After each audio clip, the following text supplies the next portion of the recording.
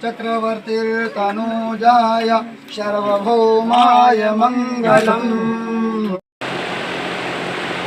चार गांवों को विकास की तरक्की में जोड़ने का काम,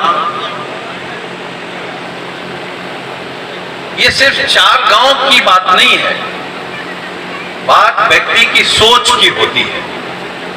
आप अपने पूरे जीवन में अगर एक व्यक्ति भी तैयार कर पाते हैं जो अन्याय के खिलाफ लड़े, जो समाज में शिक्षा की जागरूकता पर बात करे, जो अपने हक हकूक की लड़ाई लड़े, तो भी समझ लीजिए आप जीवन में एक बड़ा काम करते हैं। इन चार गांवों के बारे में ये तो बताया गया कि शादियां नहीं होती, बहुत सी बातें छिप भी जाती हैं। आदमी बीमार होता रहा होगा तो क्या करता रहा होगा, बच्चों को पढ़ा नहीं पाता रहा होगा। तो एक पुल अगर चार गांवों को विकास से जोड़ सकता है, तरक्की से जोड़ सकता है, तो स्वर्गीय श्री मतीराम यादव जी को हम नमन करते हैं। परिवर्तन की लड़ाई लड़ी, वो मामूली लड़ाई नहीं थी, क्योंकि इस बीच बहुत गुमराह किया गया। भारतीय जनता पार्टी सबसे ज्यादा अगर किसी पर राजनीति करती है तो भगवान राम पे राजनीति करती है, और भगवान राम का पूरा जीवन पढ़िए। और मैंने कई कार्यक्रमों में कहा, कई जगह कहा, अगर समाज में समाजवादी व्यवस्था अगर सबसे पहले किसी ने स्थापित की तो भगवान राम ने स्थापित की। जो भी हमारे समाजवादी योद्धा हैं, समाजवादी नेता हैं, और समाजवादी विचारधारा में हम सामाजिक बराबरी की बात करते हैं, हम धार्मिक बराबरी की बात करते हैं, शिक्षा की बराबरी की बात करते हैं, हम ऊंच नीच को खत्म करना चाहते हैं। तो आप सोचिए, जिस जमाने में छोटी बिरादरी की परछाई पड़ने पर लोग गंगा नहाते रहे हों, उस समय हजार उनकी मूर्ति अनावरण करवा के, उनकी माता मूर्ति लगा के, भाई हमारे राष्ट्रीय अध्यक्ष अखिलेश यादव जी ने ज्ञानेश्वर मिश्रा जी के नाम पे इतनी बड़ी पार्क बना दिया है कि जिसको आज देश से विदेश से लोग उसका देखने और घूमने आते हैं। जिस तरह से नेताजी ने कहा था कि हमारे देश को किसान, नौजवान और व्यापारी ही संभालते हैं। अगर किसान अपने खेत में फसल नहीं उगाए तो नौजवान खाएगा क्या, और नौजवान अगर देश की रक्षा नहीं करेगा तो व्यापारी हमारा कमाएगा क्या।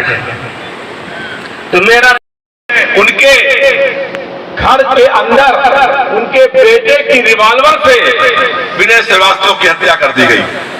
और हत्या क्यों हुई कि जुए के माल के बंटवारे में और जीत के वो जा रहा था, उस पर लड़ाई हुई और उसका वहीं पर हत्या कर दी गई। हत्या रात में हुई और वो सुबह फ्लाइट से दिल्ली भाग गया, और उसके बाद कहते हैं कि मेरा बेटा तो दिल्ली में है। मर्डर हुआ रात में 12-1 बजे और बेटा गया सुबह 4 बजे की फ्लाइट से। इतने झूठे लोगों से लड़ाई है जो अपराध करने का काम करते हैं। बताइए, एक किसी मासूम लड़के कहते हैं, और ये आप मालूम कर लीजिए कि उनका बेटा हमेशा विनय श्रीवास्तव के साथ जाता था, कि उस बार साथ क्यों नहीं किया, क्योंकि उसकी हत्या हो गई थी। ऐसे लोगों के खिलाफ आज हमको आपको लड़ाई लड़ने का काम कर रहा है। ये केवल झूठ बोलने का काम करते हैं, झूठे वादे करने का काम करते हैं। 2009 में अगर आपको मालूम हो कितने वादे हुए, सारे के सारे किसी वादे को पूरा करने का काम नहीं किया। कहा था कि ब्लैक मनी देश में आएगी और हर गरीब के खाते में 15-20 लाख रुपया आएगा, और बाद में कहते हैं वो जुमला था। कहा था महंगाई कम करेंगे, आज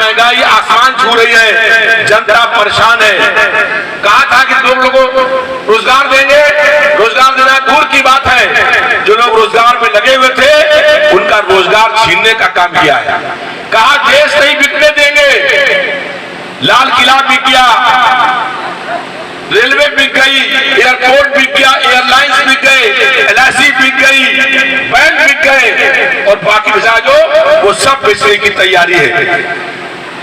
कहते थे हम देश के चौकीदार हैं, सारे पूंजीपति ब्लैक मनी इस देश में नहीं आई, फंड लेकर के इस देश से बाहर भाग गए और देश का प्रधानमंत्री अडानी के घर में सो रहा था। साथियों, इसलिए इन तमाम जो देश के कुछ घरानों के पास आपकी सारी संपत्ति पहुंच गई है, आज देश का प्रधानमंत्री उनका चौकीदार बनकर रह गया है। आज लड़ाई ऐसे ताकतों से है, आपको मालूम होगा जब योगी जी प्रदेश के मुख्यमंत्री बने तो आपने खूब पढ़ा होगा कि पूरे मुख्यमंत्री आवास धुलवाया गंगाजल से। जानते हैं क्यों? क्योंकि अखिलेश यादव जी उस निवास रहते थे। एक यादव उस निवास से रहता था, उसके खाली करने के बाद उसको धुलवाया, आवास पूरा पवित्र हो गया है। इस तरह की जो सोच है जिन लोगों की, उनके खिलाफ ये लड़ाई है।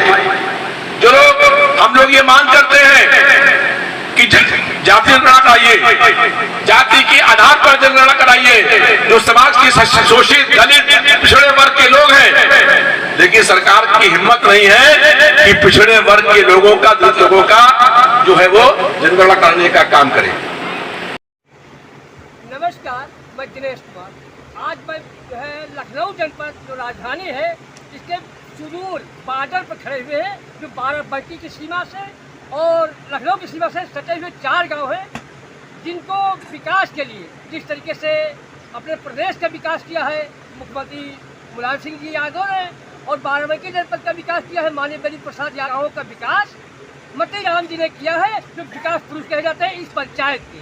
तो उनकी पुण्यतिथि पर आए हुए 21वीं पुण्यतिथि है, जहाँ पर जो है समाजवादी पार्टी के बहुत नेता लोग आए हैं और उनकी पुण्यतिथि पर शामिल होने के लिए।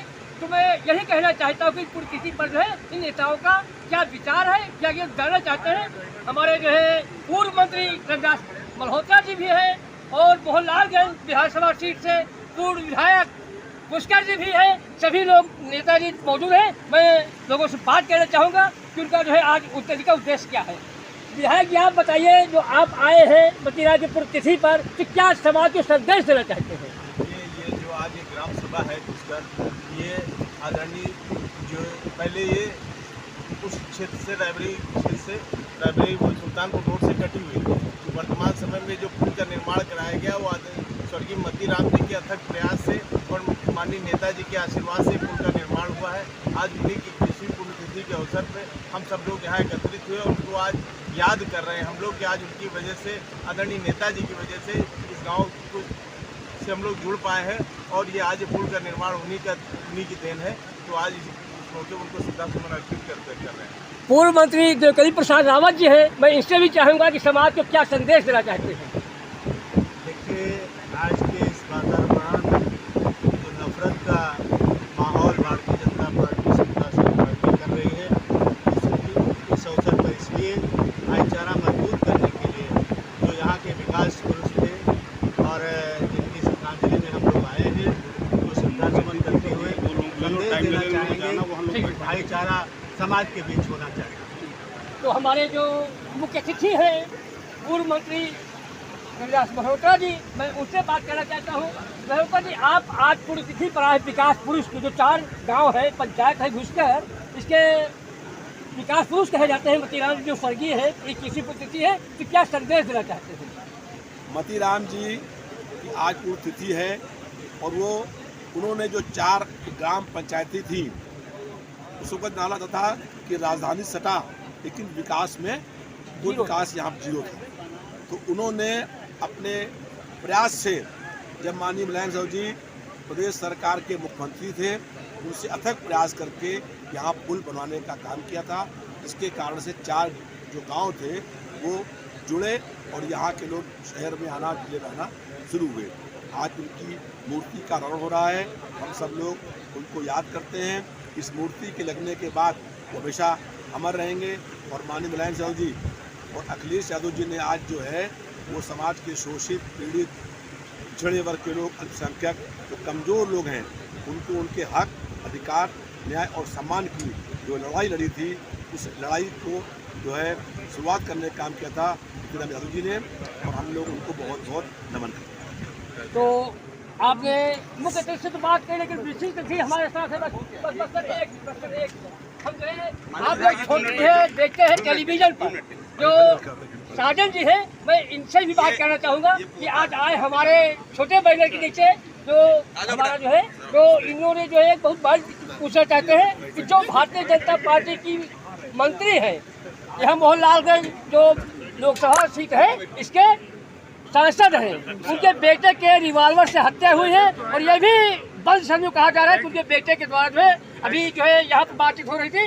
कि जुआ खेलने के चक्कर में जो है मौत हुई, उसको जो है मौत घर उतारा गया है। इसके बारे में क्या कहना चाहते हैं? देखिए, भारतीय जनता पार्टी दोहरे चरित्र की पार्टी, जो माननीय मंत्री जी हैं और मोहनलालगंज से सांसद हैं, वो नशा मुक्ति अभियान चलाते हैं, कहते हैं कि हम नशा मुक्ति के खिलाफ हैं, और उनके घर में क्या हो रहा था?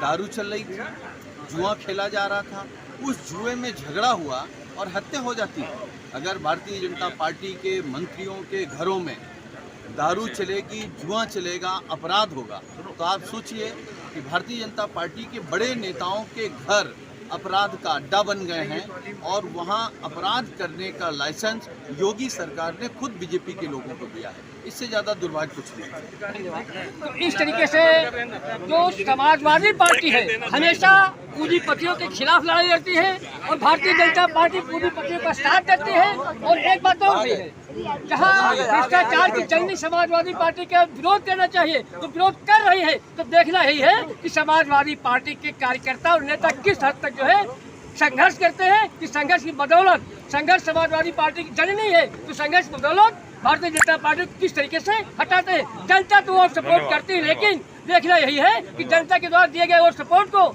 इस समाजवादी पार्टी के लोग, किस नेता किस तरह से इसको सुरक्षित रख सकते हैं। जो सुरक्षित रखेंगे तभी समाजवादी पार्टी की जीत होगी, क्योंकि जो है समाजवादी पार्टी जो जिताते हैं इनके सदस्यों को, लेकिन ये सुरक्षित नहीं रख पाते हैं। नमस्कार, मैं दिनेश कुमार, कैमरा पर्सन और शर्मा के साथ बाराबंकी।